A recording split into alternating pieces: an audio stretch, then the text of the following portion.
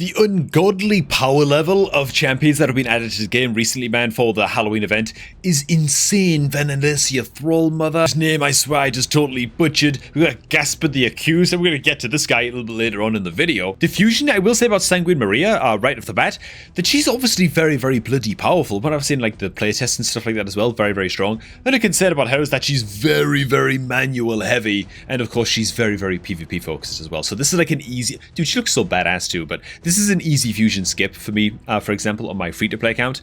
Now my main account, fine, I'll do it. I don't know, I'm never that excited about like the PvP specialist champions, you know? But you know who people aren't talking about, man? The Fusion Epic. And this is a champion I'm definitely going to be picking up on my free-to-play account, man. And here is why. Before we get to why, if you're looking to start off a new Raid Shadow Legends account, man, get that done right now by using the Beginner promo link. It's down below this video at the top of the description box, man. Use the link to sign up to Raid for all of the free stuff that you see on screen right now, and just get your new Raid account off to the best start possible before the Michelangelo login chase freebie expires at the end of October, man. So you might as well get it done now and secure a triple legendary start on that new Raid account, man. The good old Thorn Golem. Okay, what's the big deal with this guy? Because I gotta be honest, man, I'm usually quite excited for looking forward to see what like the rare and the epic champions for fusions are gonna be on the free-to-play account, where I might not be going for the fusion. I'm going to be very, very choosy about what fusions that I go for, of course, on the free-to-play account, like I'm sure is a position that most of you guys are in. So I'm always more excited about what the epic champions are going to offer. I first rigged this guy's kit, and I wasn't that impressed. However, well, let's just break it down, man. Double hit at A1, each hit has a chance of placing leech debuff for 2 turns, bookable up to a 50% land rate, so that's actually a very, very high land rate leech debuff on the A1 skill. Not bad. The A2 is an attack all enemies 2 times, 3 turn cooldown. First hit has a 100% chance of placing the fear debuff for 1 turn, okay, a little bit of wave control. The second hit has a 100% chance of placing decreased accuracy debuff for 2 turns. This is what you call fine. It's fine, it's fine. You know, it's not like a 100% land rate stun or something. Okay, fine, it's a Halloween themed champion. It's got to land the fear instead, which is like a 50-50 chance for enemies to miss their turn. It's fine. Like, it's okay into wave content. Not too bad. I've seen some people say, oh, well, he brings decreased accuracy and a resistance aura in all battles, man. Maybe he could be like a mischief tank into Hydra, but I don't know, like decreased accuracy, the fear debuff doesn't do anything, the leech is okay. He could be a mischief tank given that he brings counterattack buff and increased resistance buffs on himself. Like, this is okay, he can do the job of a mischief tank, but he's not placing the provoke. He doesn't have any way of placing like important debuffs, things like decreased defense or decreased attack or anything like that, you know. I don't know, I don't really see it. I don't really see anybody building Thorn Golem out to be a mischief tank, to be honest. Just because a champion can do the job doesn't mean that they should. It doesn't mean that it's very easy to find better options, like a bloody Scaramus or something, to be a mischief tank, you know. That said, he just bring an increased defense buff on all allies for 2 turns, on a 3 turn on this A2 as well, you know, which is okay. I can honestly more see Thorn Golem getting use in something like Ice Golem as like a progression champion than anything, like landing the decreased accuracy to reduce the amount of BS freezes and heal reduction debuffs that you're dealing with in Ice Golem. Could be a bit better. The fear for controlling the waves on the way to the boss, as well as, you know, making the boss's minions skip a turn every now and again, leech for a bit of healing. Like, I can actually see that a little bit more. And the increased defense, of course, important to bring into Ice Golem as well. But honestly, for me, I'm thinking a solo Scarab Killer champion. And you guys know that I like a good solo champion on my accounts, man. Especially for when Scarab King shows up at those annoying times in Curse City where you're faction limited in what you can use against it, and so you can only use Sylvan Watchers. Thorn Golem could do the job, potentially, from this passive. I'll disclose right now, I don't know how strong this passive is, but it reads, before this champion uses a skill to deal damage, which is 2 out of his 3 skills, heal this champion. The value of the heal is proportional to this champion's defense. What does that mean? We have no idea. How big is this heal actually going to be? How effective is this heal going to be? What percentage of his defense is going to be translated into a heal?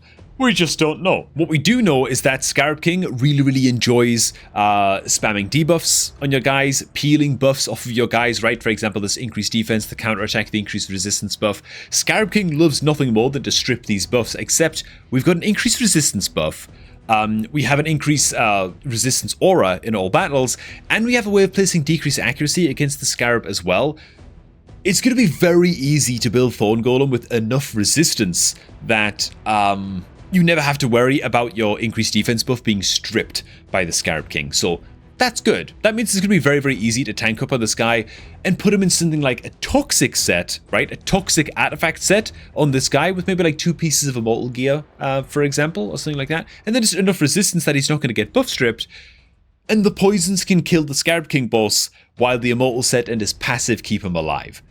That's the idea. That's the idea. Whether or not it's actually going to work out like that remains to be seen. But, you know, there's some real potential here, I think. And even if there isn't, again, pretty good kit on paper, at least, going into Ice Golem, and certainly a solid kit to be taken into faction wars with just wave control and an increased defense buff and a 3-turn cooldown. Yes, please. You know, like, it's just a nice little epic champion that is absolutely worth grabbing for you on your free-to-play account. Maybe he can solo Scarab to a certain point. Maybe he'll get to hard mode Doom Tower and like the higher floors of Scarab and start to struggle there. Maybe not. Maybe he'll be good enough to take those on as well. Time will only tell with that, but I think that he's actually a pretty solid little epic champion that is well worth grabbing. And so for me, on my free-to-play account, yeah, that's what I'm going to be going for, man. On my free-to-play, I've of course got the shards required to probably finish this fusion if I wanted to. I'm a little bit low on gems, but I've got plenty of silver. The gems are fine. I'd probably be able to like squeaky bum my way through this fusion if I really wanted to. That said, the hero's path throws a big spanner in the works in the middle of this Maria fusion, so maybe not. Either way, I'm not going to bother with it. Again, I wouldn't recommend that most free-to-play players are even going for this fusion, to be honest. Unless like you just really want the champion because you think, oh my god man, she looks so badass and her kit's very, very unique. She seems like a fun champion to use. Okay, fair enough, man. It's your resources. Go for it if you wish, if you will. But for me, I'm always bigly against going for live arena specialist champions on free-to-play accounts, because I've had the misfortune of trying to finish in the top 100 in a live arena ladder on my main account, in which I'm definitely not free-to-play, and I got humbled extremely badly, and it wasn't a very pleasing experience at all. And so I can only imagine trying to compete in live arena in any serious way and like try to push that game mode to it. Maybe you just enjoy live arena for the sake of it and you don't care about competing and you're not that bothered about your win rate and you're not going to try and place in the top 100 to get live arena seasonal rewards or something like that on your free-to-play account, you know, in which case, fair enough, man. Forget the epic, collect up the epic copies, fuse them, do the Maria fusion, you know, if you've got the resources to do so. In a fusion plan video for Maria, Sanguine Maria, went up yesterday on the channel, so you can go ahead and check out what kind of resources you might be looking at in order to finish this thing, right? But for me on my free-to-play, I'm going to be more than happy to just grab the epic and save my resources for like Christmas events and stuff like that. That's what I'm doing. As for the newer champions that came out, okay, I've just got a sneaking suspicion that we're going to be seeing, I mean, there's at least going to be shard pulling events for the likes of Gaspard, right? Where he's going to be like, there's going to be like some kind of void shard progressive chance event or something like that, like a 10x or 15x to pull Gaspard. That's almost definitely on the cards. And honestly, love this guy. I love the look of this champion, man. This is such a bloody cool champion, dude. I'm that tired today. I'm underslept for like the 3rd day in a row, so like this is the last video I'm shooting, by the way, before I've like recorded ahead a little bit. I can take a little bit of time to recover on my sleep and stuff. You guys are always saying, man, get some rest, get some rest. I'm taking your guys' advice. I'm going to be able to take a couple of days after I shoot this video to kind of recover and catch up on sleep and stuff. But this guy's unreal. This guy's unreal. I read this A1 skill. I already couldn't believe it, man. He's a defense-based damage dealer, as far as I can tell. Debuffer, damage dealer, hybrid. He kind of does a bit of everything, which is nuts. But attack all enemies A1, 75% land rate, decrease attack, and weaken debuff. That's insane. Now, of course, these debuffs only have a 1-turn duration, so it's not absolutely broken, but it's still kind of stupidly good, you know. Very, very good tools to bring into, oh, I don't know, every single boss in the game, as far as I can tell. You know, every single PvE encounter in the game, pretty much. His A2 skill, like the good news continues, right? It's a 3-turn cooldown, attack all enemies, 100% land rate provoke for 110 on the A2. So, amazing into Hydra, amazing into Waves, amazing into Magma, just again, kind of everywhere, you know. Great skill to have in a Void Affinity champion. Also plays increased defense buff and shield buff on all allies for 2 turns. The value of the shield is proportional to this champion's defense. And if we know anything about legendary quality champions that have shields that scale based on defense, I'm thinking like Wixwell and stuff like that, the shields tend to be pretty bloody big. Freya Fateweaver is another champion that has a skill that reads just like this as well. The shields are pretty big. They tend to be about like I don't know, 30,000 damage, like 40,000, 30,000 health shields, maybe even a little bit more in some cases. They tend to be bloody big shields, and so this is amazing, man. This is another amazing skill. The A3 just gets even better. Attacks one enemy, ignores basically all forms of damage mitigation, including Poison Cloud, which is crazy. The only things it doesn't ignore are Stone Skin and Unkillable buffs, which is fair enough. This guy's more of a PvE champion anyway, so you're not going to be good up against Stone Skin, probably. It also ignores 25% of the target's defense, so we're going to expect this thing to smack. If the target gets killed by the skill, revive a random dead ally. This revive ignores block revive debuffs. Wow, man. That's crazy as hell as well, and maybe does actually give him some PvP potential now that you consider it. It also does place a block revive debuff on targets that are killed by this skill, which is nuts. For me, this is a kind of champion that, if there's a shard pulling event for this guy, I'm in, dude. Let's go, man. I'm ready. I'm ready to be milked. God damn it. As for his passives. God, why did I have to put it like that? As for his passives, whenever this champion kills an enemy or decapitates a Hydra head, fill the champion with all allies by 25% and heal him 25% of the max HP. Unbelievable! Like, his kit is already so good into Hydra as well. I'd imagine you could even put this guy... Would you want to waste, like, a cursed set on this guy? I'd imagine you want to build him in, like, damage gear, right? Lethal or whatever. He's a very good candidate for, like, a cursed set, is all I'm saying, because he's got so many attack all enemy skills as well, but you probably want him in like, damage dealer gear, you know? His other passive, whenever an enemy is revived, instantly activate his A3 skill, which is his big single target smack, against that enemy. If multiple enemies are revived, the initial target of the revive will be the target of the You Stand Accused skill, and this will not put the A3 on cooldown. So he just kills whoever gets revived, which is ridiculous. It's ridiculous, man. It's crazy. Now that I've read his kit, I mean, what was I talking about? Oh, he's not a PvP champion. He's not a PvP. He's good everywhere. He's insane everywhere, dude. I mean, like, this into Ice Golem as well as just a cheat code. Like, if you fail to land the block revive on one of the Ice Golem's minions, who cares?